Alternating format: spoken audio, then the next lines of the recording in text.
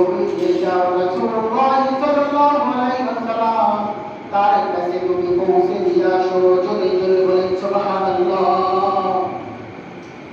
জিবরাইল আলাইহিস সালাম চলে আসলেন মুহাম্মদুর রাসূলুল্লাহ সাল্লাল্লাহু আলাইহি ওয়াসাল্লামকে এসে ডাক দিয়ে বলতেছেন, ও মুহাম্মদ, আল্লাহর হাবিব, আপনি বড় টেনশন করবেন না, আমি আল্লাহর পক্ষ থেকে ওহী নিয়ে আসছি, আপনি বলুন কুল।